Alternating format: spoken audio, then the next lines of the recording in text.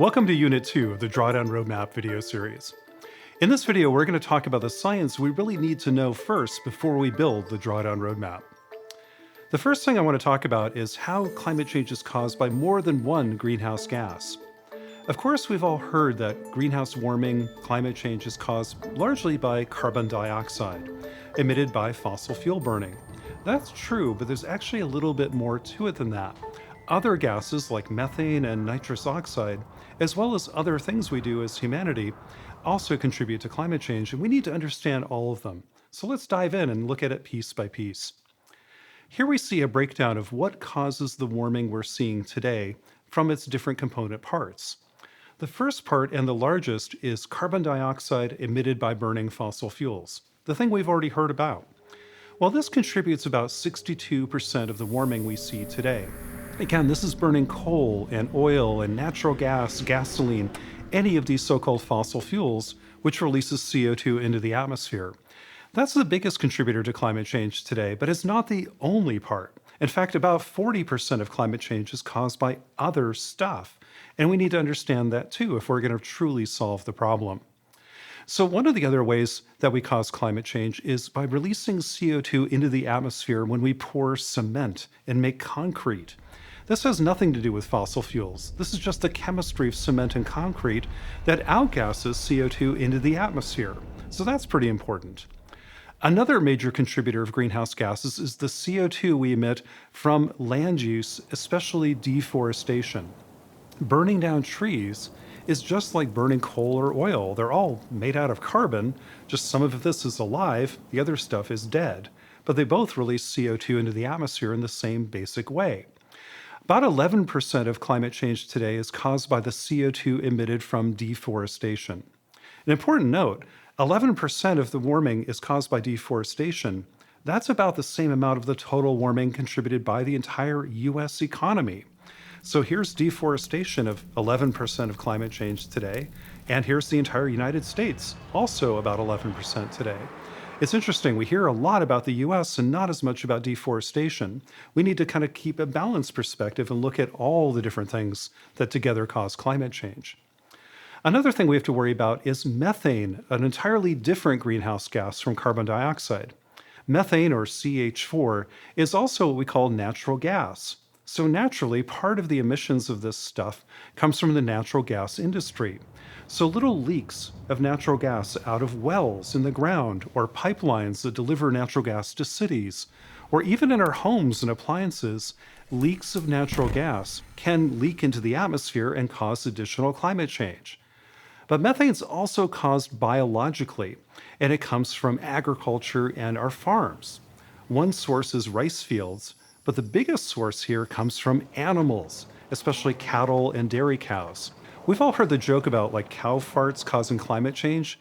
Well, it turns out it's not cow farts, it's cow burps. The other end of the animal is what releases methane into the atmosphere. And so the production of cattle and dairy animals and sheep and other livestock also contribute quite a bit of methane to the atmosphere, adding to climate change. We also have a gas we don't hear very much about called nitrous oxide, or N2O. This is another powerful greenhouse gas that's largely driven by fertilizer use and using manure in farms around the world. It turns out that nitrogen in fertilizers and manure sometimes combines with air and water in the soil and outgasses as nitrous oxide, adding more to even climate change. And then we have a whole family of gases called F gases, or fluorinated gases, which are typically used as things like refrigerants or other industrial purposes out there. And when these gases leak out of an air conditioner or refrigerator or freezer or something like that, they build up in the atmosphere too, contributing yet a little bit more to climate change. So here's the big picture. We have multiple gases, CO2, methane, nitrous oxide, fluorinated gases, and a few more, all driven by different things. Many related to energy, some related to land use and agriculture, and some related to the use of specific materials like cement and refrigerants. And we have to think about all of these things if we're going to truly tackle climate change in a comprehensive way. The other thing we need to think about is that each gas works a little bit differently. In particular, methane. Let's talk about that one for a moment. If we think about our emissions of greenhouse gases today and how they're going to warm the atmosphere in the future, methane will warm the atmosphere by about 16% of the total warming over the next 100 years. But if we look over the next 20 years in particular, that amount of warming almost doubles in significance. Methane is a powerful greenhouse gas, but it doesn't live in the atmosphere very long. So it warms a lot up front and then goes away quickly. So in the near term, methane is a very important part of climate change, but out in the future, maybe 100 to 300 years from now, carbon dioxide becomes more important because it lasts longer in the atmosphere. This is why we have to look at each gas kind of differently, not only about where it comes from, but how it works in the atmosphere and what it does to the future of our planet. The other thing we have to consider is not only the different gases and the chemistry involved, but also the different economic sectors that contribute them to the atmosphere and where we need to start our actions. So if we think about the things that we do that cause climate change, the most significant might be making electricity. About a quarter of climate change today is caused by burning fossil fuels, coal and natural gas in particular, to make electricity. That's 25% of the total problem. But food, agriculture, and land use is also roughly about a quarter of what causes climate change. Isn't it interesting? Electricity and food are about equal in causing climate change in the world, and yet we hear a lot more about electricity than we do food. But it turns out food is a major contributor to climate change, and we've got to think about that one too.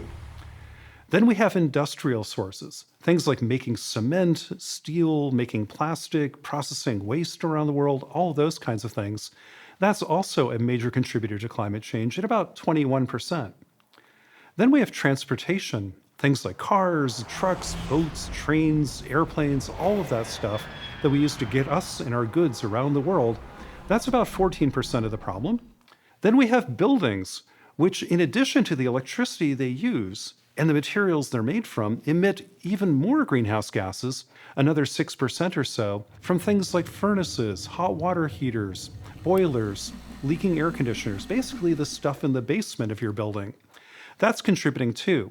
But if you think about electricity used by buildings, the building's own emissions, and then the stuff the buildings are made from, that overall built environment is a huge contributor to the climate change problem. And then we have the final 10%, which mainly is tied to things like processing oil and refining oil into its useful components, or leaks of natural gas and what are called fugitive emissions and gas flaring. So most of that's tied up in the kind of energy industry itself. But the first 90% of climate change is caused by 5 activities on this planet: making electricity, making food, industry, transportation, and buildings. Just those 5 things are 90% of what causes climate change. And we can dig into each of these and look in more detail. In fact, the science is pretty clear that we can see lots of detail about where we use different things and how each contributes to climate change. This graph here breaks down the global sources of greenhouse gases in even more detail so we can see all the different things we need to do to truly address climate change around the world. The next thing we need to do, besides describing the chemistry and the sources of greenhouse gases, is understand better what's going to control their future levels in the atmosphere. Because the level of greenhouse gases is really what controls the warming. The higher the level of gas, the bigger the warming's going to be. So what is controlling that in the future? That's another thing we need to think about as we move forward. Well, let's imagine the atmosphere filled with greenhouse gases represented by these little clouds right here. I already told you about this, these sources of gases. That's the stuff we do that puts those gases in the atmosphere, like burning coal, burning down trees, belching cows, all that kind of stuff. But another part of the equation is what we call the sinks of greenhouse gases. Sources put it in the air, sinks take it back out. Well, it turns out there are some natural background sinks on this planet today that remove some of our greenhouse gases just through natural processes. These sinks are happening today mainly in the world's forest and in our oceans. Now, normally, forests and oceans are in kind of a chemical equilibrium. They emit as much greenhouse gas as they absorb, so there shouldn't be a large, persistent net sink of greenhouse gases. But there is right now for carbon dioxide. Why? Well, it turns out it's because CO2 levels in the air are rising, causing kind of a fertilization effect. The world's trees and the world's oceans are now absorbing more CO2 because there's much more of it in the air than they're used to.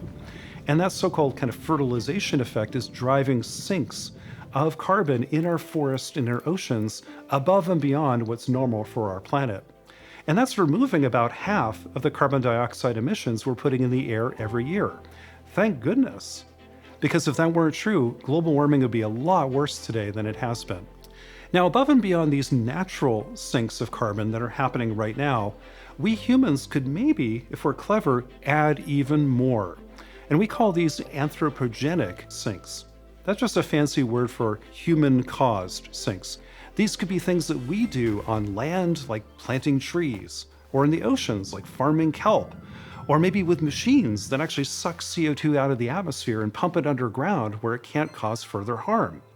These so-called anthropogenic sinks are usually called carbon removal projects. That is kind of an additional project that we do as people that removes carbon out of the atmosphere and locks it up in trees and oceans and maybe underground with machines. Well, these are really important, but right now we have to ask some tough questions about carbon removal projects because a lot of them don't really exist at a meaningful scale today. They're very, very small. So before we bet the planet on them, we have to ask ourselves, are these real? Are they really going to show up? Are these things actually going to work? And sometimes that's still an open question. The other thing we have to acknowledge is that some of them are going to take time to work. Like planting trees or farming differently sounds great, but it can take years and decades for trees to grow and soils to change and accumulate carbon in biomass and in the soil. So it won't happen right away, and it may be delayed by decades if we don't watch ourselves. Another thing we have to think about is what's called the permanence of carbon removal. If we take carbon dioxide out of the atmosphere and stick it in a tree, that sounds great, but what if the tree were cut down or maybe burns in a forest fire in the future? That would instantly vaporize that carbon back into the atmosphere, undoing the entire carbon removal project right there. So we have to be careful about the permanence of carbon removal and make sure it's really locked away for good. And finally, we have to make sure carbon removal is verifiable, that we know how much we removed and that we can use that effectively into the future. And sometimes the bookkeeping and accounting for this can be a little bit slippery. So we have to think about climate change by looking at all of these different levers, the sources, the natural sinks, and then human-caused carbon removal. Each lever that we can pull works pretty differently. The sources of pollution going in, nature's sinks coming out, and then of course carbon removal after that. How do they work and which ones should we pull in different ways? Well, first of all, cutting the sources is key. There's no way around it. This is job number 1, 2, and 3, is cut the pollution from the beginning. That's the best way to solve this problem. Beyond that, we can look at natural sinks of carbon and think about those, but natural sinks are helpful, but they're likely to decline in the future. As CO2 levels start to stabilize, so will these natural sinks eventually slow down as well. So they're there now, but they may not always be there at the same strength in the future, and we have to be careful about depending too much on natural sinks. And finally, carbon removal could be incredibly helpful, but right now it's very small, and it's taken years to even get here. So how much longer will it take for those to scale, and how much can we count on? Well, those are still real questions that deserve answers, and we don't have the full answers to that today. As we think about those two parts of science, we can now look at the paths that help us look at where we can stop climate change in the future. And that's what I want to show you now. This graph here talks about the emissions of greenhouse gases over the last few decades. That red line shows all of the emissions of all of those greenhouse gases, of carbon dioxide, methane, and everything else as a single curve. We've been riding up that red curve, and today we're at the red dot here in the early 2020s. If we were to continue on this path of increasing the level of emissions each year, we might be expected to go up that dotted line, just extrapolating the last few decades into the future. But that would be a disaster. In fact, what we really need to do is just the opposite. Not only not increase emissions, we've got to cut them dramatically in the next few decades.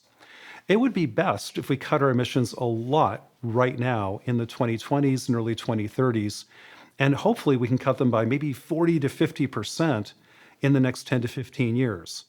If we did that, that would keep us on path for what are called the Paris Accords, that would limit the warming of our planet to 1.5 degrees up to maybe 2 degrees.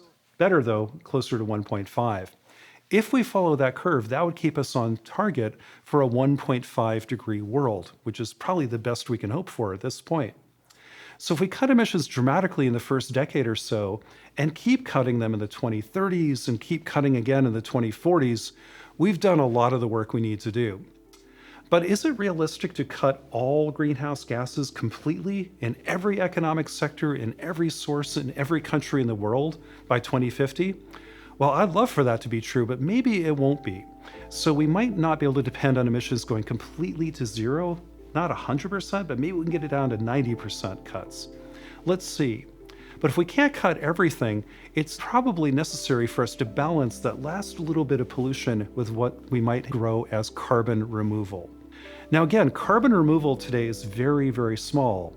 Even if we multiplied all the carbon removal on Earth today by 1,000,000, it would just barely show up on this graph. It's got that much more to scale before it's a significant player. But using new technologies and new investments, we can probably scale this technology into the future, but it's going to take a little time. But the hope is in the coming decade or two, we'll get to the kind of gigaton scale of carbon removal, and by mid-century be able to grow that enough to remove the last little bit of emissions we couldn't get rid of in the first place. But as you can see, the big job is cut the pollution and then a little bit of removing what we couldn't at the end. When we do both of those things, cutting emissions dramatically and removing the last little bit, that's when we'll reach what's called net zero. Net zero is the moment when we stop climate change from getting any worse. That's when pollution basically stops accumulating. We're only emitting a little bit and we remove it through carbon removal projects. And then the warming of the planet will stop at that point.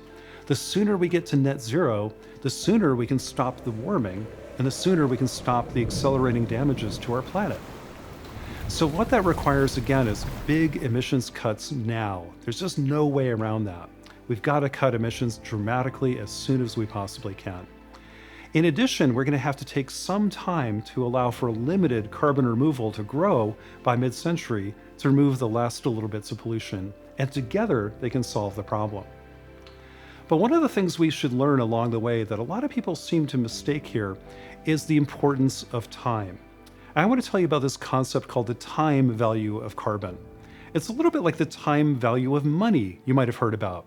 For example, if you want to retire when you're older, everybody tells you you should start saving early, maybe in your 20s and 30s, and do a little bit over time because it will accumulate. That's because saving money is the area under the curve. It's the total amount of stuff that you do that matters, not just how much you save every month, but the total number of months you do it. Well, the same thing's true with climate change. It turns out actions we take now, accumulating over time, can have the biggest impact. So when we talk about cutting emissions in the 2020s, we can remove this much for carbon from being in the atmosphere. That whole blue area is the carbon prevented from going in the atmosphere. But the things we do in the 2020s keep on accumulating in the 2030s, like this, and the 2040s, like that. So what's kind of amazing here is the actions we take early in the 2020s pay off the most handsomely because they have so long to accumulate between now and the 2050s. Amazingly, about 3/4 of what we need to do to stop climate change are emissions cuts just in the 2020s and early 2030s. So early action pays off and keeps on paying in the future. But of course, we'll keep cutting emissions in the 2030s, and that's what this can prevent from going in the atmosphere. But by the 2040s, while new technologies and new ways of cutting emissions will be very welcome and needed, there's just less time for them to work. So it's a mathematical kind of constraint on the kinds of solutions we can use. Early solutions that are here now with existing technology are automatically way more powerful than solutions deployed later with new technologies. So it's very tempting and kind of sexy and interesting to wait for new high-tech solutions to climate change. But if we wait too long, they just don't have a lot of time to work, and they're not going to be as helpful in stopping climate change as the low-tech stuff we have right now in our hands. So that's why at Project Drawdown, we often say time is more important than tech. The other thing we have to think about is carbon removal will be important in the future, but it's growing from a very small number and will take years to scale. That's why when you accumulate its total impact, it's really not all that large when you look at the total play out of everything. And altogether in this scenario, cutting emissions actually does about 94% of the work to stop climate change. And cutting emissions in the next decade or so, that's doing 75% of the work because it has 3 decades with which to accumulate. Removing carbon will be really important too, but overall it does more like 6% of the total work to stop climate change. The big story here is, again, cutting emissions is critical and early action is key. So with all that, we've built a little bit of scientific knowledge that we can use to build this roadmap that is the kind of science that will guide our actions into the future. Because now we not only know what to do, like what solutions work and which ones are best, we also know how to do them, where to do them, and when. And this gives us a more comprehensive perspective to build the Drawdown roadmap, which I'll talk about in the next video.